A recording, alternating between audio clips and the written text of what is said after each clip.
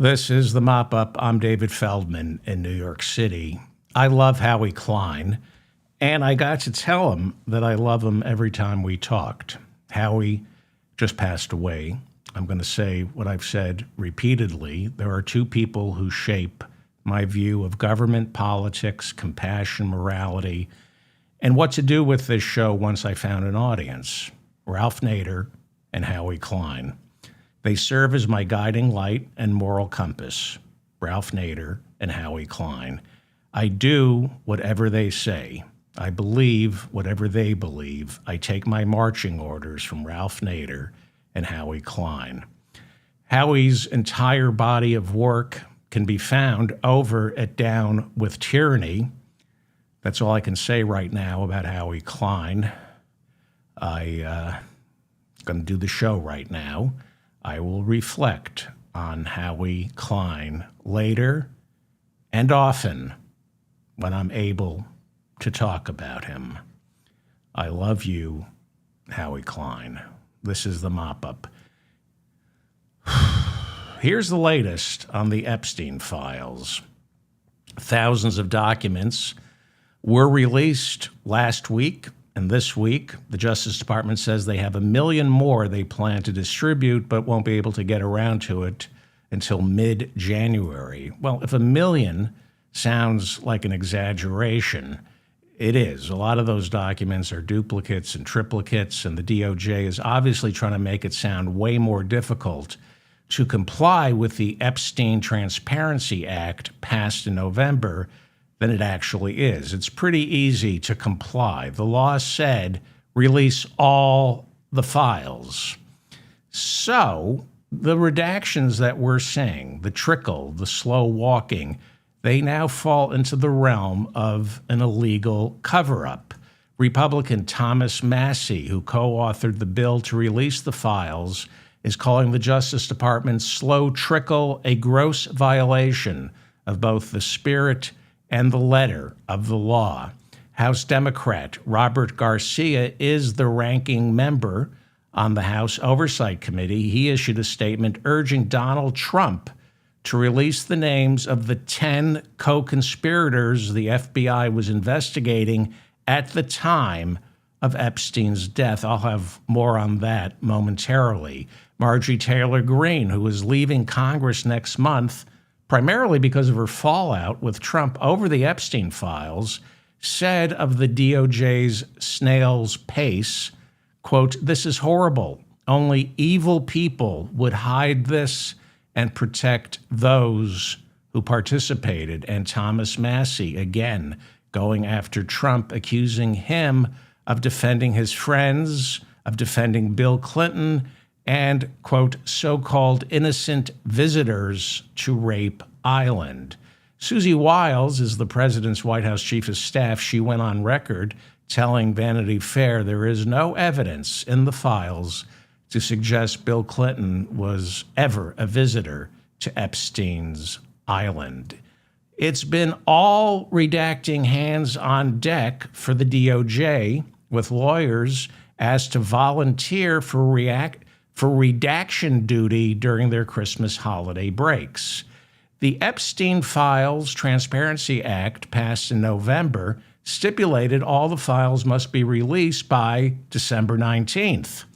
Unless those files disrupt an ongoing investigation, are classified, expose the name of a victim, or include explicit child pornography. Other than that, according to the law, all the files must be released unredacted. So let's unpack that. Let's talk about classified documents within the Epstein files.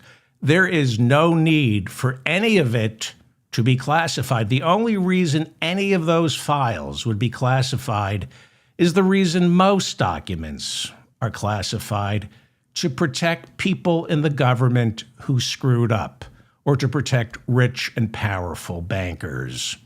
Was Epstein doing intelligence work for Mossad or the CIA? I believe he said he was, the same way I said I was doing work for Mossad and the CIA in order to get out of going to some Christmas and New Year's parties this month. Yeah, sounds like fun. I'd like to go to your Christmas Eve party, but I picked up some work in a Syrian dark site helping the Mossad flip an ISIS operative. Maybe next year. Maybe I travel with the wrong people, but I don't know a single man who hasn't at least one time claimed to be with the CIA or Mossad to get out of a Thanksgiving dinner or a relationship. In fact, I'm convinced the CIA doesn't really exist. It's just a front invented by the men from Skull and Bones who wanted to come up with a way to cheat on their wives without getting caught. I mean, what does the CIA actually do?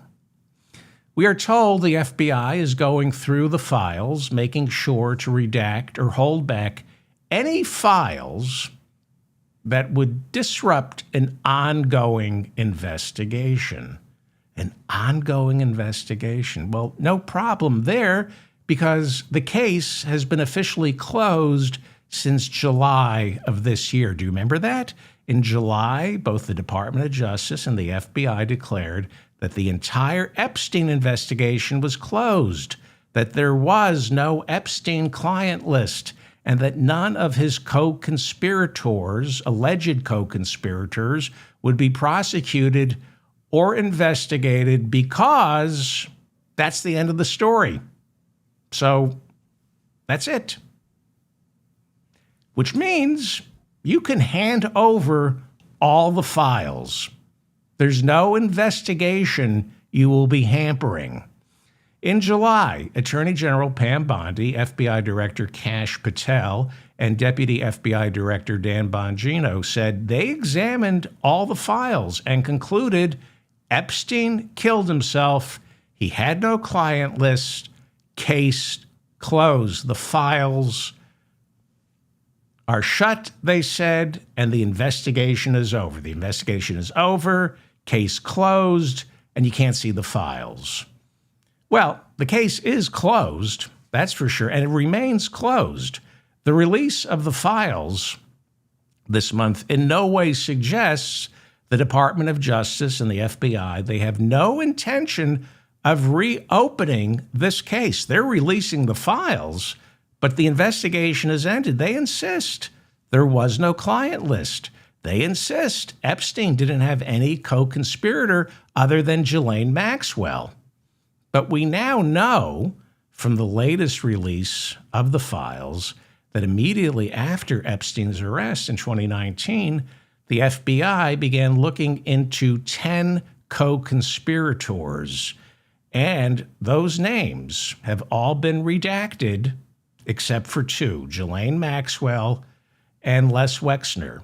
For some reason, the FBI, when they released the files this month, they felt the need to redact 8 of the 10 names. But it was okay not to redact Ghislaine Maxwell's name in the list of co-conspirators, especially since that's what she's already been convicted of.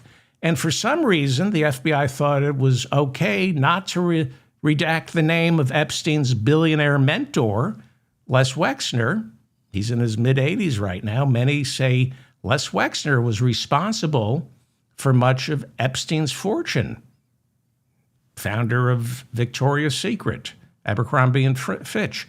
Why wasn't Les Wexner prosecuted? Maxwell was prosecuted. Wexner wasn't. Why not? And of course, who are the other 8 potential co-conspirators? Those names have not been released. Why not? Who is the FBI protecting? Robert Garcia, the ranking member of the House Oversight Committee, is demanding to know.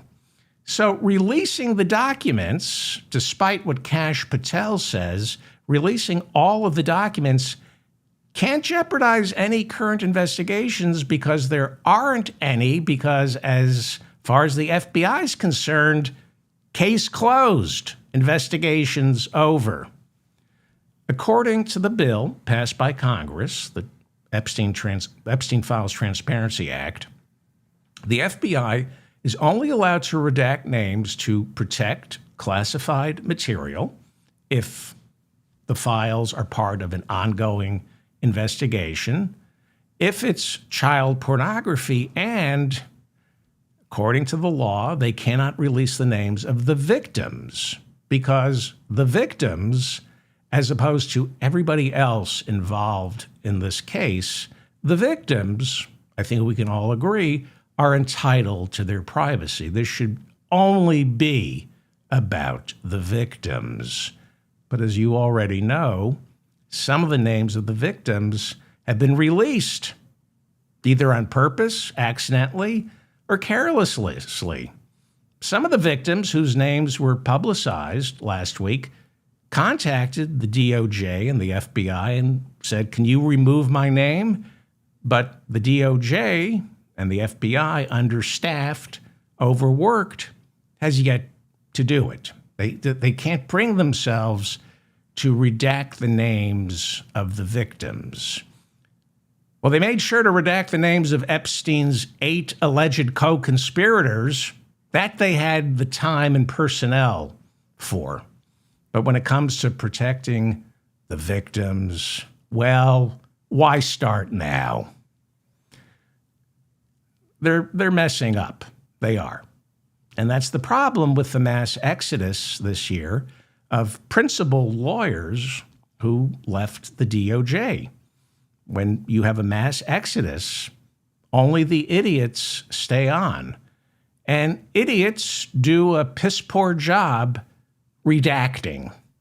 Some of the redactions were performed so amateurishly, the New York Times was able to download copies of redacted documents that were posted on the DOJ website. They were then able to copy and paste the redacted documents into a simple software program that removes the first layer of redactions, allowing the New York Times to read the whole file. And this is why fascists always end up failing.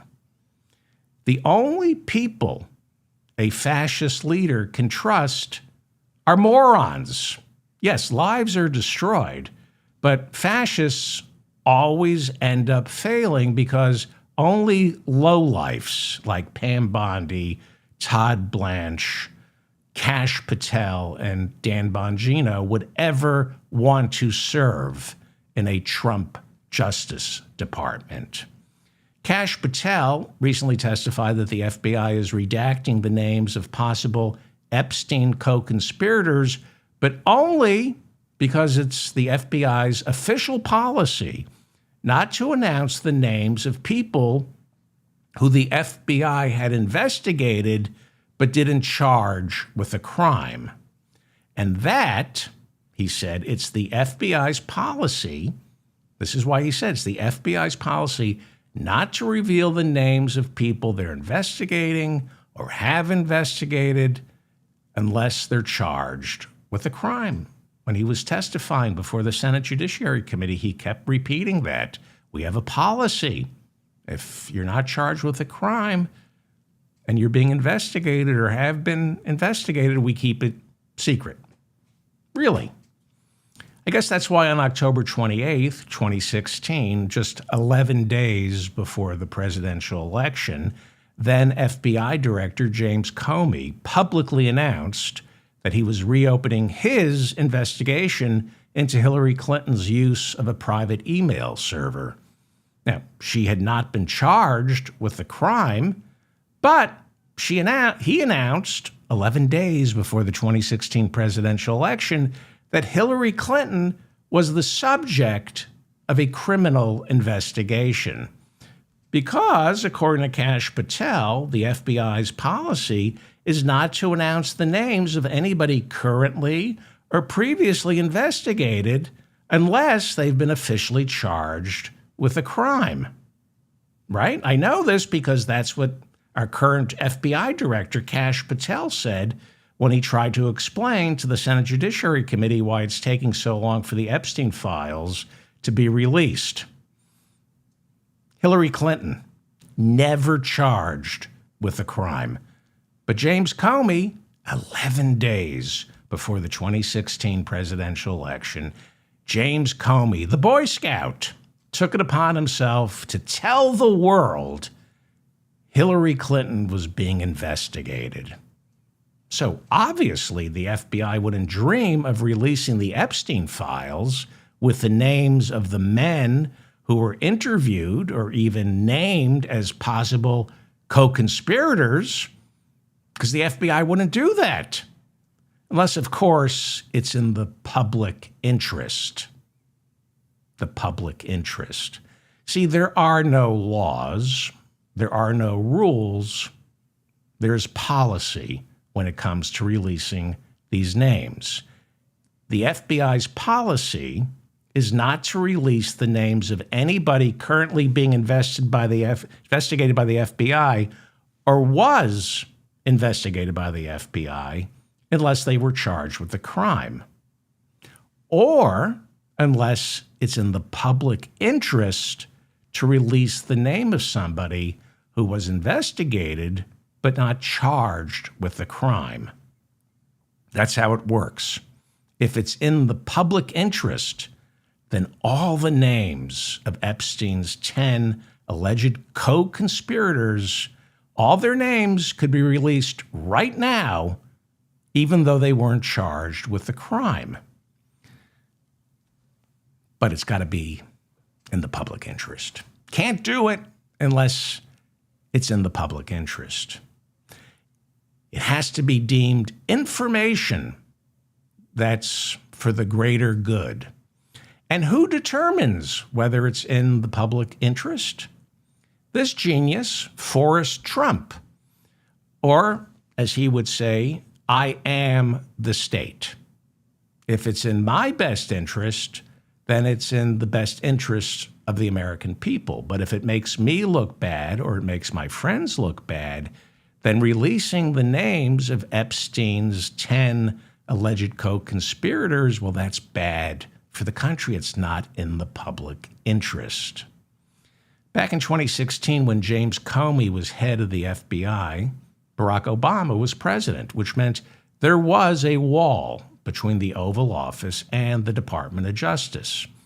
Obama was hands-off, which is how it's supposed to be, although that's never been enshrined into law, because the DOJ and the FBI are part of the executive branch, which means they answer ultimately to the president. The president is their boss. The president nominates the FBI director. He nominates the attorney general. They have to be confirmed by the Senate. But the president, according to the Constitution, is their boss. And that's why Donald Trump, a convicted felon, likes to call himself America's chief law enforcer. He's not. And that's why he's the only president ever to refer to himself as the chief law enforcer. Now, technically, or at least according to the Constitution, the FBI and the Department of Justice, they work for Donald Trump, which makes me wonder if most of our founding fathers only had a problem with a British king, but were okay if we ended up with an American king.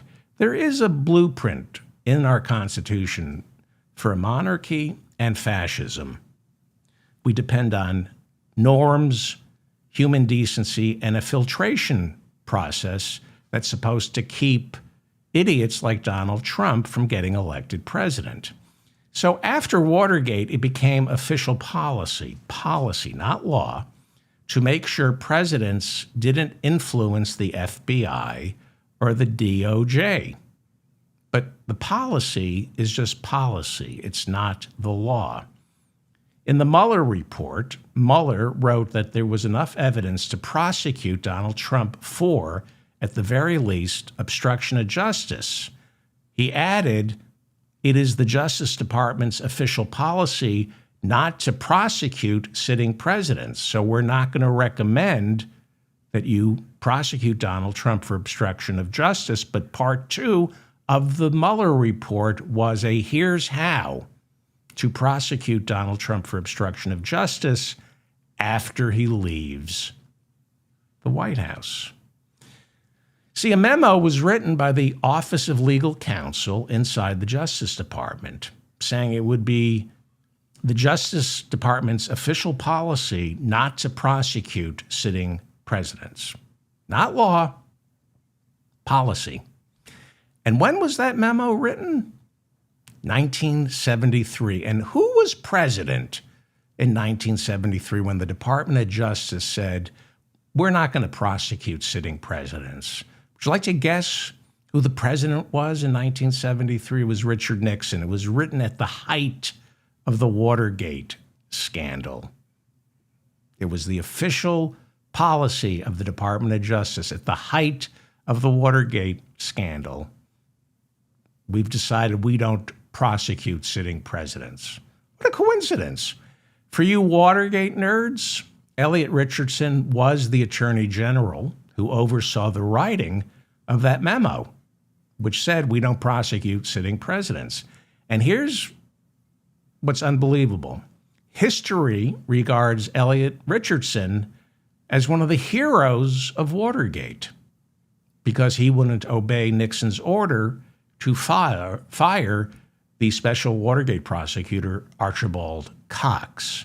So Nixon fired Elliot Richardson. Next in line was Deputy Attorney General William Ruckelshaus. He too refused to fire Archibald Cox. So Nixon appointed the United States Solicitor General to act as acting Attorney General. And as acting Attorney General, he fired Cox. And the name of the guy who was willing to fire Archibald Cox is Robert Bork. Robert Bork. Reagan appointed him to serve on the Supreme Court in 1987. And as they say, Bork got borked. The Democrats, holding a 10-seat majority in the Senate, refused to confirm him. That is the Justice Department's civil war. There are still scars from Robert Bork not being approved by the Democrats. There are still scars from Robert Bork agreeing to fire Archibald Cox. This was like the Vietnam War inside the Justice Department. People define themselves in the Justice Department by how they view Robert Bork. So it was just policy not to prosecute a president. You can change policy without consulting anybody. Policy is set by the person in charge. And in 2016, the person in charge of the FBI was James Comey. And because Obama was president, not Donald Trump, Jim Comey had complete autonomy and was free to set whatever policy he saw fit. And Jim Comey decided it was in the public interest, 11 days before a presidential election, it was in the public interest to tell the American people that Hillary Clinton was being investigated for a possible crime involving her private email server. 11 days before a presidential election, in direct violation of the Department of Justice's official guideline, and it's in its manual, not to pursue an indictment or prosecution of a political candidate within 60 days of an election. It's called the 60-day rule. Again, it's a rule, a policy, a guideline, a norm, a tradition not enshrined into law. Comey decided, all by himself, that 11 days before a presidential election, it was not in the public interest to reveal that Donald Trump was the subject of an ongoing criminal investigation called Operation Crossfire Hurricane, looking into the Trump campaign's collusion with Vladimir Putin to steal the 2016 presidential election. James Comey, the Boy Scout, he didn't think voters should know that the Republican nominee for president was getting help from Vladimir Putin, which I need not remind you is very much against the law.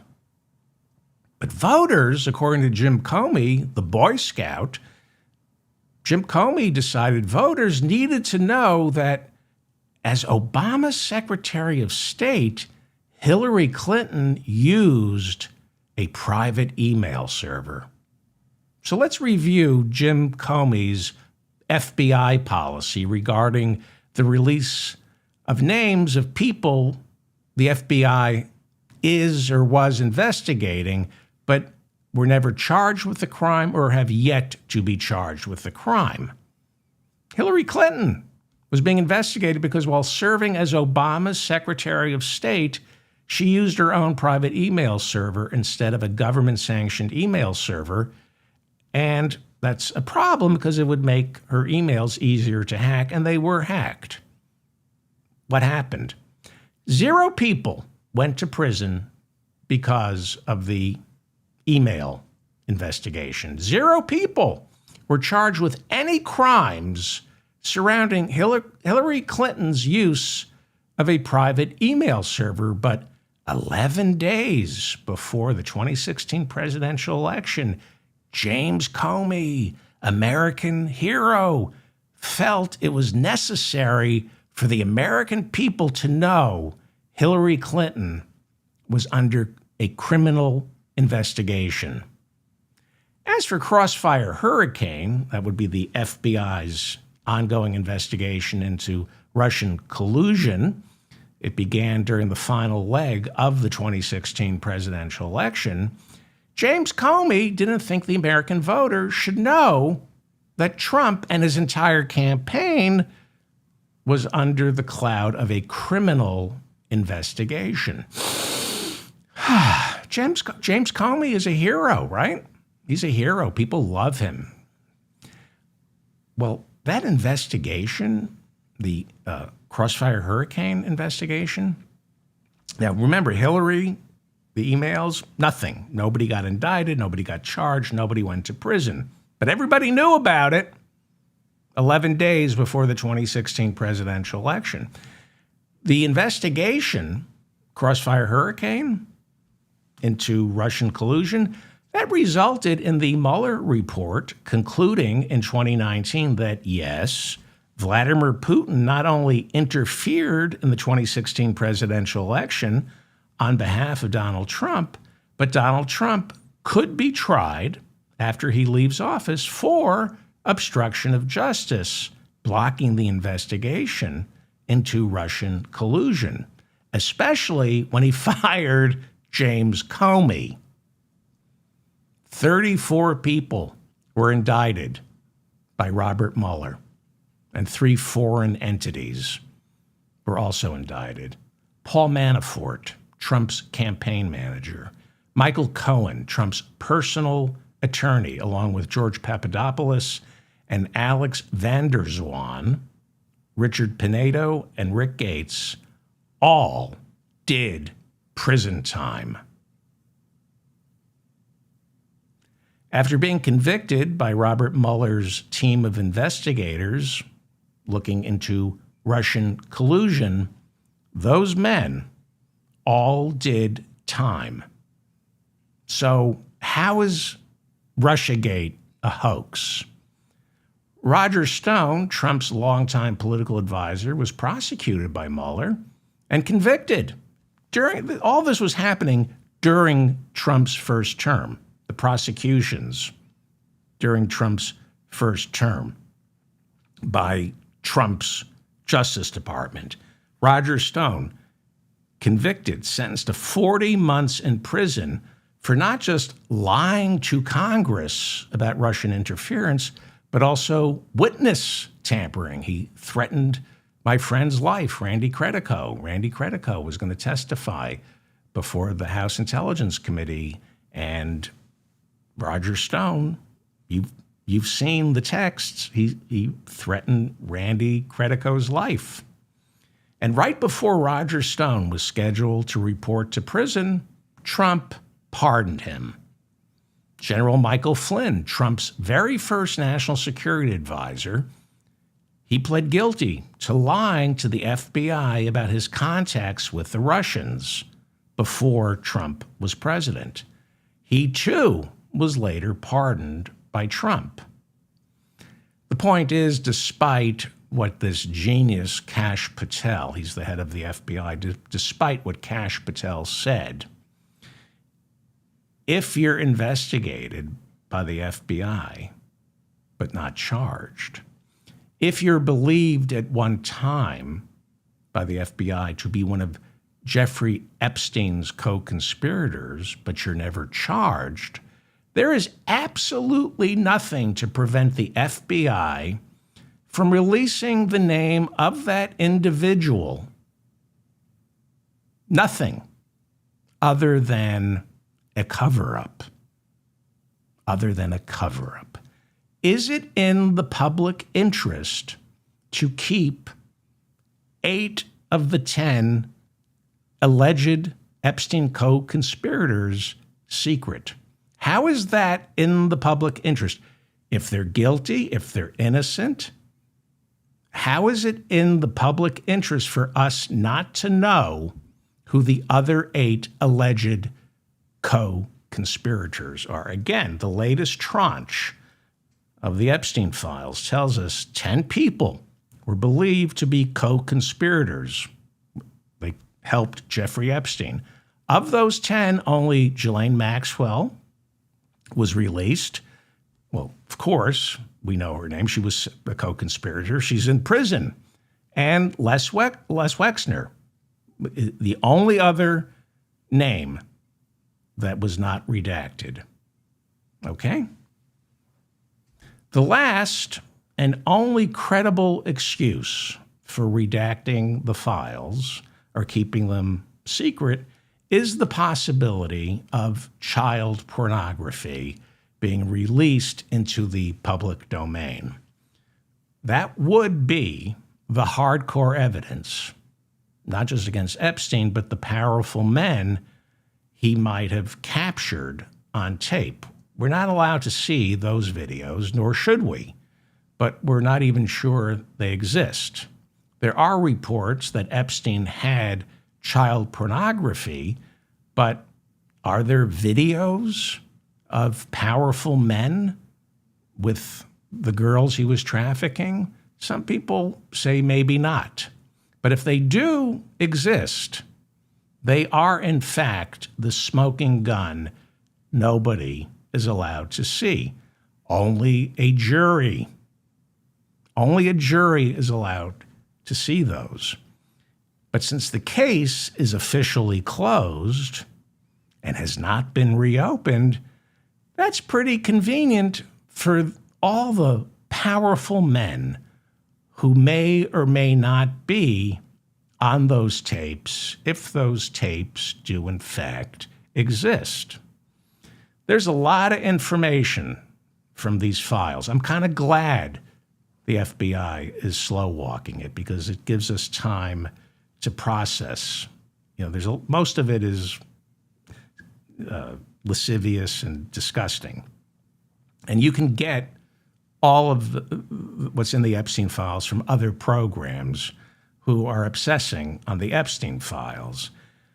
I don't really talk about the Epstein files until recently because this isn't about the victims, and I don't think anyone will be punished. Maybe exposed, though. Maybe exposed, but never punished. You might remember I've said over the past couple of months that I am only interested in the Epstein files from the standpoint of destroying Donald Trump's chances of running for a third term. I also like to know who the 8 alleged co-conspirators are. But Donald Trump is never going to prison over the Epstein files. That I can assure you, and you already know that.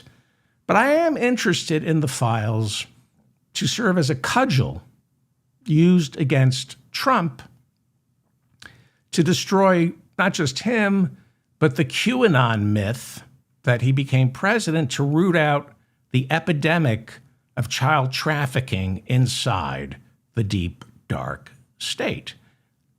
I mean, if this were a movie, they would order a page one rewrite. If you handed in a script based on this, they would say, you got to rewrite this. Nobody's going to believe this crap. So I'm interested in the politics of the Epstein files. What came out already this month, and more will start coming out starting next week. What I'm hoping for, and I'm saying, I'm probably wrong, but I do think the revelations from the Epstein files so far are beginning to suggest that if Republicans are looking for an excuse to obey the Constitution, the 22nd Amendment, which explicitly prevents a president from serving more than 2 terms, I think the Epstein files may provide Republicans that off-ramp away from Trump. Republicans in Washington secretly hate Trump, but they are terrified of him. They are, in fact, a party in shackles. They do whatever Trump says, while at the same time, they're secretly hoping he's about to wrap things up, because there's no room for upward mobility in the party with Trump still in charge. You've heard what Marco Rubio, J.D. Vance, Lindsey Graham, some of Trump's most loyal foot soldiers, supposedly, you've heard what they said about him before he was president. J.D. Vance called him Hitler. But these Republicans, like all politicians, are ambition monkeys. So they go along with Trump for both their political and physical safety. At the same time, they inwardly detest Donald Trump, and they detest the fact that there's no upward mobility in the Republican Party because Trump refuses to leave. Republicans hate it when there's no room for advancement, but only when there's no room for advancement for them. They hate that. But when it comes to us not having any room for advancement, as far as they're concerned, the quicker we get to neo-feudalism, the better. They only care about their upward mobility. Republicans are secretly hoping for the Epstein files to get worse for Trump, so that would give them some kind of permission to coalesce around some sort of group think that says, we love Trump, we're grateful for him, but these Epstein files have done way too much damage to his brand. And maybe it's time for him just to, not do a 3rd term. I think the Epstein files, I'm hoping the Epstein files might give these Republicans just enough plausible deniability of ambition. They can claim, we're not being ambitious here. We just want what's best for Donald Trump, his family, Melania, the party, and our country. I can see them tearfully saying that as much as we wish for a 3rd term, it just doesn't feel right. I think they're looking for a graceful excuse to turn their back on Trump without seeming ambitious or disloyal. I think they're looking for a way to convince Trump not to run again without him turning on them. I'm hoping the Epstein files provide that for them. They can say the president didn't commit a crime. He's innocent. It's a witch hunt. Maybe he should have known better. Maybe he shouldn't have been so friendly with Epstein. But like a lot of Epstein's friends, he just didn't know. I'll get to how he just didn't know in a second. They can say the polling on this is bad and it's unfair. It's unfair that the American people have turned on the president. They're wrong. That being said, it's probably best for all of us, including Donald Trump, to move on.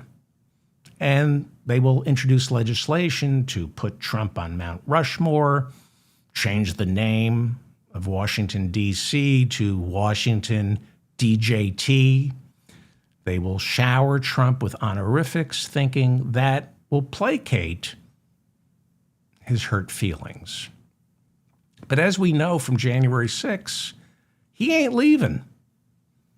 My hope is the Epstein files will have weakened him politically, so very few Republicans will see any upside to obeying his illegal orders. I'm hoping we're beginning to see the start of that. Maybe Mike Johnson, of all people, has said the president cannot seek a third term. He said that this year. He said he spoke to the president about the 22nd Amendment. And the president, Donald Trump, has said that the Constitution prevents him from running for a third term. He says he wishes he could run, but he can't. He says the Constitution won't allow it. Then again, the Constitution says a lot of things. It says a lot of things about due process, birthright citizenship, and not being able to hold elective office if you once swore an oath to uphold the Constitution and then took part in an insurrection. The Constitution says a lot of things, and somehow it doesn't stop Donald Trump. I hate to break it to you, but 2028 is closer than you think. It's actually less than a year away. Once the midterms are over in November of 2026, the race for president begins. And we are starting to see the spring shoots of presidential ambition. Erica Kirk hosted the first Turning Point convention since her husband's assassination, and she officially came out in favor of J.D. Vance for president in 2028. This is huge. This is a big story.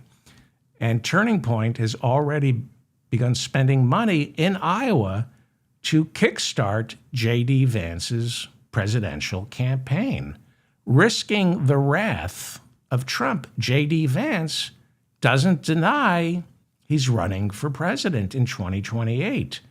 And, he's got a pretty good chance of being nominated, except for one little thing. Everyone hates him, including his wife.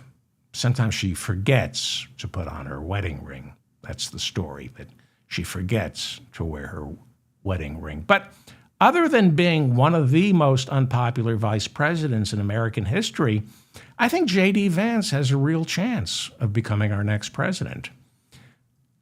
Obviously, a lot can happen between now and 2028. A lot can happen between now and 2026. Just because Donald Trump is down, just because he's hit the lowest approval ratings of his presidency, it doesn't mean he won't try for a third term. He is indefatigable. In 2020, Trump lost the popular vote to Joe Biden by 7 million votes.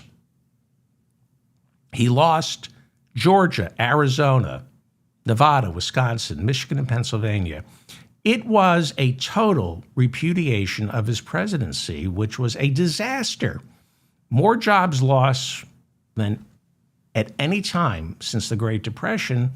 And our nation, if you remember, was paralyzed by Trump's inability to handle the COVID crisis. He killed 1 million Americans. It was the worst response to COVID per capita and in sheer numbers. It was the worst response of any industrialized nation. His presidency was an unmitigated disaster, but it didn't matter. He still led an insurrection in order to stay in the Oval Office by any means necessary. For Trump, it's not about winning. You and I want to win. Hey, they love me. They voted for me. No. For Trump, it's about acquiring. You don't win the presidency. You don't win over a woman. You acquire by any means necessary. Ask E. Jean Carroll. It's not about playing fair. According to Trump, life is unfair. It's about getting what you want by any means necessary because the universe is cruel and nice people are weak. The blue wave may not materialize in 2026. And as I've said countless times, if Republicans hold on to both chambers, the House and the Senate, that will be seen as Trump's big comeback.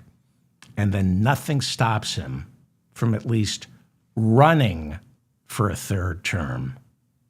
Because who in the Republican Party, who in the Supreme Court would stand up to him if and after Republicans win the midterms? Now, Trump may actually invade Venezuela, and there's nothing like a full-scale war to chill speech, criticism, and terrify your opposition. We saw that with the illegal invasion of Iraq. He could invoke the Insurrection Act. He's invoked pretty much not all the emergency powers, but he could go for the big one, the Insurrection Act. And I know this sounds paranoid.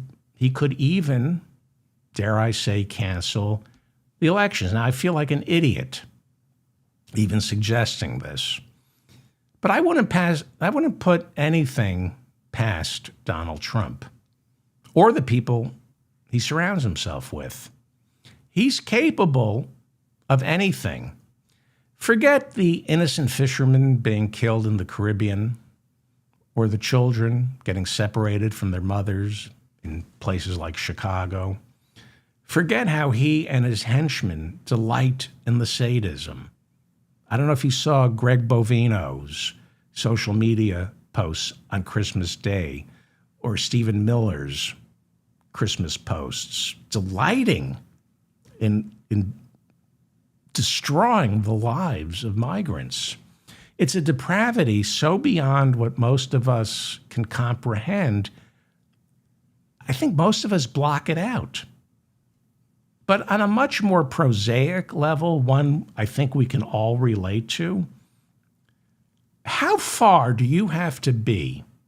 How far gone do you have to be to slap your name on the Kennedy Center for the Performing Arts? This is something I can understand or talk about. I don't know how you get to the point of kill them all.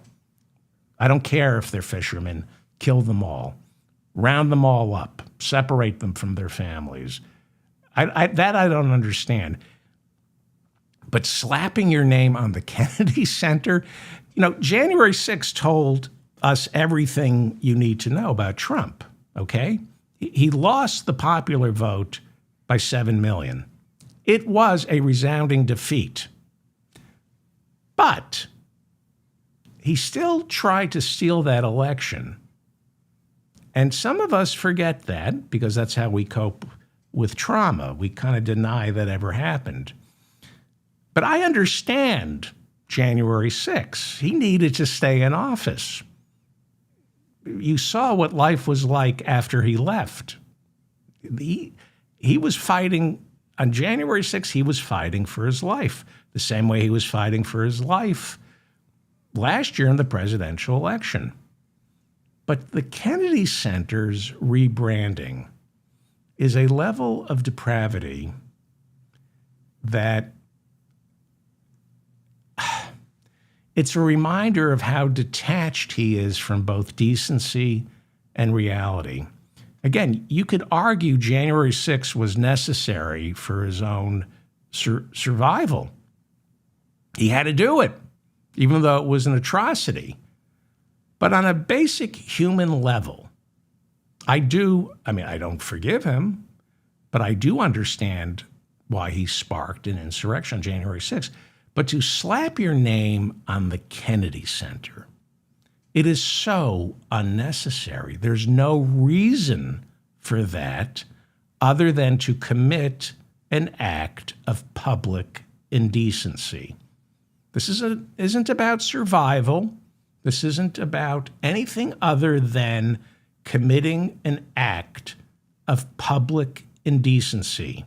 And the people around Trump are more than happy to facilitate this sociopathy just for the sake of the sociopathy. And it tells us he can get away with plenty more barbarities than we mere mortals can imagine. January 6th, you couldn't imagine. Could you imagine the Donald Trump and John Fitzgerald Kennedy Memorial Center for the Performing Arts? The barbarities. Go build the Melania Trump Center for the Performing Arts. Why did you have to slap your name on the Kennedy Center other than for the sole purpose of committing an act of public indecency? Some of you are old enough to remember November 22nd, 1963. Anybody who has studied the Kennedy legacy, warts and all, knows slapping your name on what is the memorial to a fallen United States president, well, it's nothing short of historical and cultural rape. He's raping American history and our culture by putting his name on the Kennedy Center. This isn't about his own survival. This is about his need to rape American history and American culture, which is why it should come as no surprise that Donald Trump was much closer to Jeffrey Epstein than he's willing to let on. Last week, the New York Times put together a series of articles written by Nicholas Confessori and Julie Tate on Trump's relationship with Epstein. I recommend you read this article over the New York Times. It's a series of articles. It's fantastic. This is the New York Times. They describe the two men, Epstein and Trump, as being best friends in the early 90s. And when it came to satisfying their urges, they called each other their wingmen. This is from the New York Times, and it's written by, here we go, written by Nicholas Confessori and Julie Tate. They write of the friendship between Epstein and Trump. Quote, they didn't drink or do drugs. They pursued women in a game of ego and dominance, with Trump, Epstein talking about sex. They say they used women as currency, more from the New York Times article. They forged a bond intense enough to leave others who knew them with the impression that they were each other's closest friend. For nearly 2 decades, Epstein was perhaps Trump's most reliable wingman. 2 decades, they prowled Epstein's Manhattan mansion, Trump's Plaza Hotel, at least one Atlantic City casino, and both their Palm Beach homes. It's pretty powerful stuff that the New York Times wrote last week. Damnable. What was Donald Trump's reaction to the story in the New York Times? He took to social media and called the New York Times an enemy of the people and a serious threat to national security. I am the state. I am the state. If you say I was best friends with Jeffrey Epstein, you're a threat to national security. The next day, Trump was asked inside the Oval Office about that New York Times article, and this is what Trump said. He said, what is this whole thing with Epstein? It's a way of trying to deflect from the tremendous success that the Republican Party has. What success? What success has he had? He goes, I don't like the pictures of Bill Clinton. Sure you don't, being shown. You probably have pictures being exposed of other people that innocently met Epstein years ago, and they're highly respected bankers and lawyers. Highly respected bankers and lawyers. Is there such a thing? Who? Alan Dershowitz? Leon Black? Again, I don't think Trump is ever going to prison over the Epstein files. I don't think he's going to be removed from office because of the Epstein files. That would be a flight of fancy. And speaking of fancy flights, last year during Trump's campaign, he was literally flying on Jeffrey Epstein's jet. I didn't know this. I'm sure most of you did. That got lost in my inbox. I didn't see this. Julie K. Brown from the Miami Herald, who pretty much broke open the entire Jeffrey Epstein story, she wrote a piece along with Ben Wider in August of 2024 for the Miami Herald, and they write that Trump was on his way to Bozeman, Montana for a campaign stop last year when his jet was grounded due to mechanical problems. They switched jets, and then they switched jets again, and when it came time to fly Trump from Wyoming on this campaign swing to Aspen so he could come attend a fundraiser, the campaign ended up renting Epstein's old Gulfstream, the Lolita Express. You would think, I don't know, why would you would think it would be put out to pasture or disassembled for its parts. But no, the Lolita Express is owned, according to the Miami Herald, by an Ontario, California company called Threshold Aviation Group, and they offer the Lolita Express for private charter service. They didn't even bother to repaint it. I hope people aren't renting it because it's the Lolita Express. Again, feels like it should be disassembled, sold for parts. Well, Trump flew on the Lolita Express last year. He insists for years that he never flew on the Lolita Express with Jeffrey Epstein. But according to a December 23rd tranche of Justice Department files that were just released to the public, this is the Epstein files, we now know that between 1993 and 1996, Trump flew on Epstein's jet at least 8 times. Again, this is after Trump repeatedly denied that he ever flew on the Lolita Express. According to the files, 2 flights also had on board women who reportedly were cited by Justice Department investigators as potential witnesses in the prosecution of Ghislaine Maxwell.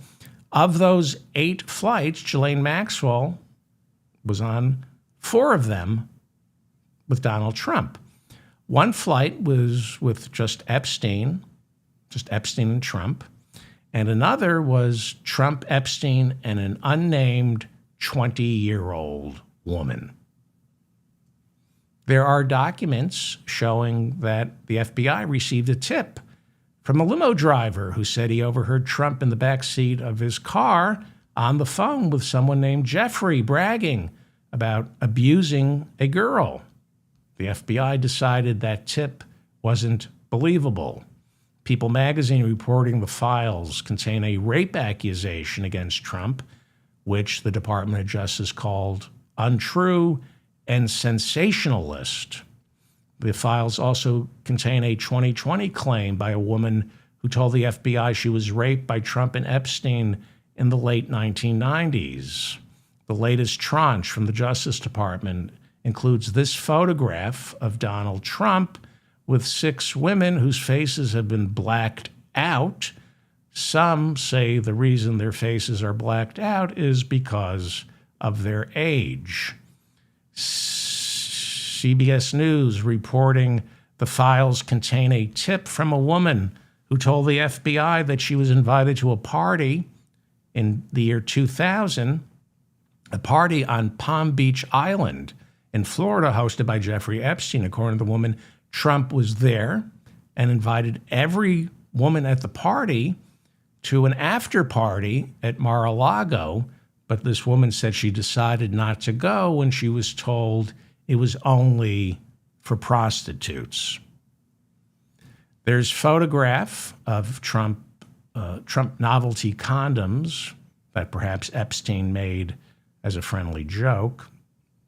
This is the actual photograph. It's a caricature of Trump on a condom wrapper with the words, "I'm huge."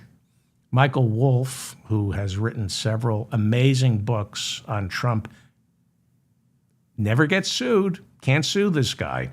He has a way of insinuating himself into the lives of the rich and powerful.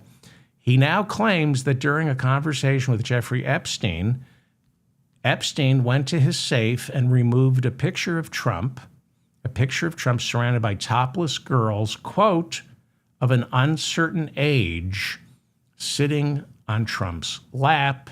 Another picture, says Wolff, showed these girls laughing at a stain on Trump's lap. Michael Wolff, I read all his books. He's the best. And, you know, if he's never been sued by Trump, and Trump keeps talking to him. Then there's the letter that Epstein allegedly wrote from his jail cell to Larry Nasser, a letter that seems to have been written days before Epstein was found dead in his jail cell. So this is, you know, was Epstein killed? Was it suicide? Let me give you a timeline here, okay? So this is a letter that Epstein wrote to Larry Nasser, allegedly, right before Epstein was found dead in his jail cell. Larry Nasser, at the time, he still is, serving a 60-year sentence for child sexual abuse. It occurred while he was the official doctor for the United States gymnastics team. Epstein was found dead on August 10th, 2019, but the letter to Larry Nasser is postmarked August 13th, 3 days after Epstein died. So the letter was sent to so why is it postmarked August 13th, 3 days after Epstein died? The letter was sent to a federal prison in Tucson, Arizona, where Nasser had been held, but was transferred before the letter arrived. So the letter was sent back to the Manhattan Corrections Facility. All right.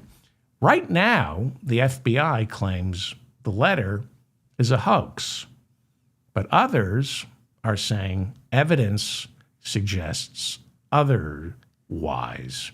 This is the letter. This is what was written in the letter to Larry Nasser.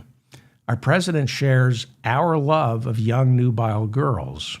When a young beauty walked by, he loved to grab, snatch, whereas we ended up snatching grub in the mess halls of the system. Life is unfair.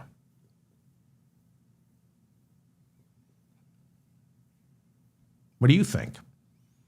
There is reporting that back in 2020, the FBI conducted a handwriting analysis and concluded this letter was in fact written by Jeffrey Epstein. But in 2025, with the release of the Epstein files in the past week, this FBI is saying handwriting analysis showed that letter to be a forgery. But, surprise, surprise, the FBI won't release the handwriting analysis that proves it's a forgery. We just have to take Kash Patel's word. The Department of Justice now says, again, the reporting that I've read says back in 2020, the FBI said it was real. FBI now saying it's a forgery. The DOJ now says because the letter is postmarked from Virginia, they claim that proves it's a forgery because Epstein was in a New York City jail at the time. But others say Kash Patel doesn't understand how the Postal Service works because that letter was a return to sender postmark, meaning the letter was mailed by Epstein and then sent back to Epstein. And it was postmarked Virginia because mail goes back and forth. It was sent to Arizona, mail that's sent from New York to Arizona, and then from Arizona to New York, it goes through Virginia where it gets stamped. And they point out the return address on that letter correctly lists the New York City correctional jail Epstein was being held in. So what is the significance of this letter to Larry Nasser? If it's real, and 5 years ago, the FBI said it was, now they say it isn't. But if it's real, it suggests Epstein, right before dying, was ready to tell everyone about what he knew about Trump and what he had on him. CBS News reporting that newly released Epstein files show that Jeffrey Epstein was the first inmate at the Metropolitan Correctional Center to die by hanging in more than a decade. The files also contain an evaluation from a psychiatrist working for the Bureau of Prisons who wrote of Epstein just days before Epstein was found dead in his cell that Epstein was, quote, a low risk for suicide. People magazine reporting that the latest tranche of files contains interviews with Epstein explaining to doctors in the prison he was being held in before he died. He explained to them why he would never take his own life. And then there's Ghislaine Maxwell, who in her interview with Todd Blanche, the Deputy Attorney General, back on August 22nd, where he asked her questions and she told him everything Trump wanted to hear, so she was transferred to that minimum security prison in Texas. She told Trump, Todd Blanche, everything they needed to hear when he interviewed her for 2 days, starting on August 22nd. She told Todd Blanche everything Trump wanted to hear except one thing. Maxwell refuses to believe Jeffrey Epstein died from suicide. That's why the Larry Nasser letter is important.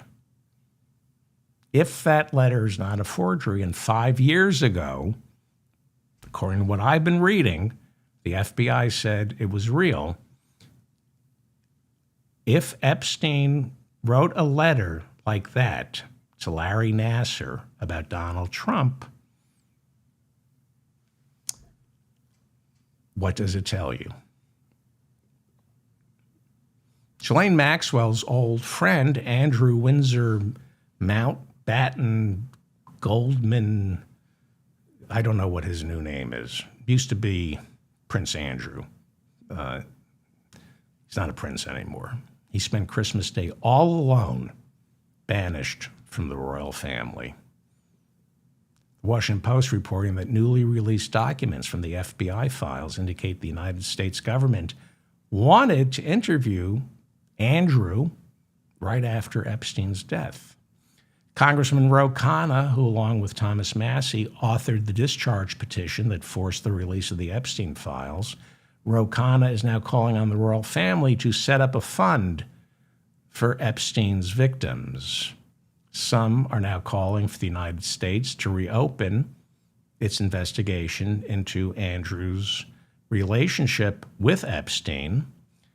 It would be an investigation that might be easier to conduct now that Andrew's been completely stripped of all his royal titles. The latest tranche of files contains correspondence between Andrew and Ghislaine Maxwell.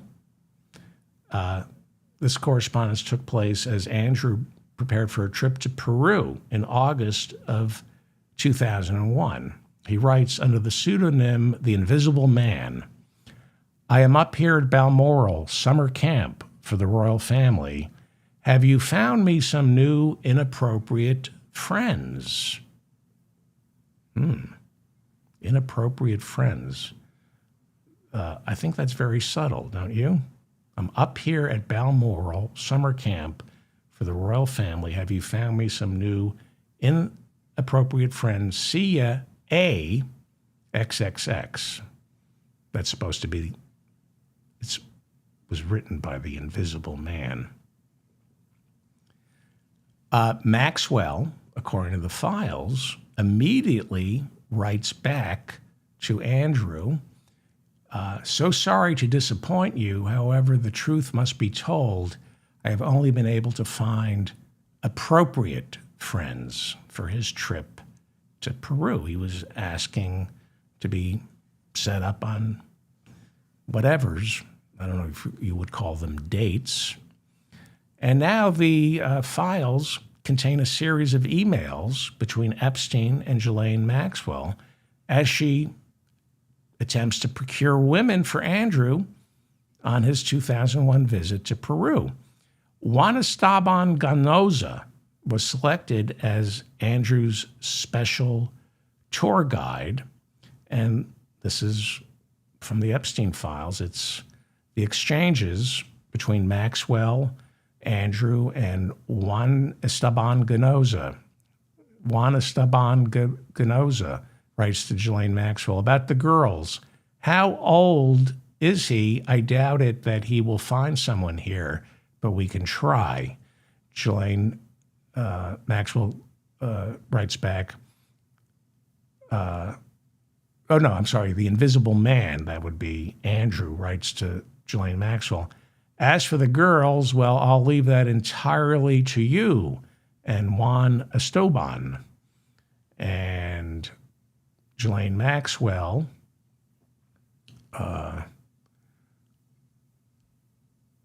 writes that this is what came from the tour guide, Juan Esteban Ganoza. Some two-legged sightseeing, read, intelligent, pretty, fun, and from good families. He does not want to read about any trip in the papers, whom or what he saw. I don't know who wrote that. I don't know if Maxwell wrote that. I think it's Maxwell writing to the tour guide. Well, the BBC was contacted Scotland Yard, and they said, should new and relevant information be brought to our attention, including any resulting from the release of material in the U.S., we will assess it. The statement adds that it has not received any additional evidence that would support reopening the investigation. So Scotland Yard said they might reopen the investigation into Andrew. It brings us back to Deputy FBI Director Dan Bongino. In July of 2025, he, along with Pam Bondi and FBI Director Kash Patel, they announced the Epstein investigation was completely over, and they declared there was no such thing as a client list. Deputy Director Dan Bongino is a former Secret Service officer. He turned Fox News host. He's now was a podcaster. He spent the past 5 years making millions, telling his audience that there was stuff in the Epstein files that would destroy a lot of rich and powerful men, and he railed against the Biden administration for not releasing the files, as did Kash Patel, who before becoming FBI director sold a drug online that promised to cleanse your body of the COVID vaccine. But when they landed high-powered jobs in the FBI, the two men began making the rounds of the news networks, insisting there was no client list, and they support closure of the investigation, saying Epstein committed suicide. They kept saying Epstein committed suicide. Behind the scenes, however, Dan Bongino was enraged and wanted the files released, going so far as no longer showing up to work and telling Donald Trump that Trump had to choose between me and Pam Bondi. And from what I've heard, Trump said, okay, I choose Pam Bondi. There were times over the summer when Trump was asked whether we still had a deputy FBI director, and Trump responded, I don't know, you'll have to ask Dan Bongino. Well, by August, Trump announced that for the first time in its history, the FBI would have a power-sharing situation with two deputy FBI directors. Dan Bongino stays at the job, but would share the title of deputy FBI director with former Missouri Attorney General Andrew Bailey. Dan Bongino, the big tough guy, was put in his place, and he was told, you leave when we say it's okay for you to leave. Now, he wanted to get back to his lucrative podcast. But those podcasts are only lucrative when right-wing advertisers are on board. And all those right-wing advertisers are terrified of Donald Trump. So if Bongino stormed out of his job to protest the cover-up of the Epstein files, Trump and his people would see to it that no more phony miracle drugs that promise to cleanse your body of the COVID vaccine would advertise on your podcast. And again, that's what Kash Patel was selling before he became our accidental FBI director. Well, Bongino has officially announced he is leaving the FBI. He made the announcement on December 19th, the day the Epstein files were supposed to be released in their entirety. He said he would depart officially sometime next month, but I'm being told his office has already been cleared out. Trump told reporters Bongino just wanted to return to his podcast. The timing suggests Bongino passively protested the fact, the timing of his leaving suggests Bongino was passively protesting the fact that the Department of Justice isn't complying with the Epstein Files Transparency Act. So keep an eye on Dan Bongino. This is going to be interesting. He leaves next month. I'm fascinated to hear what he has to say or doesn't have to say about the Epstein files. Once he's no longer deputy FBI director, is he going to find the testicular fortitude and stand up to Donald Trump? No. Classic bully. He will zip it. He will zip it. Because all they are tough talkers. All right, I'm David Feldman, reminding you to stay strong and protect the weak. Howie Klein, I love you. I love you, Howie Klein. And I recommend all of you go to Down with Tyranny and read his stuff. He was the best. He was the best. He did this show every Monday for 15 years. He taught me practically everything.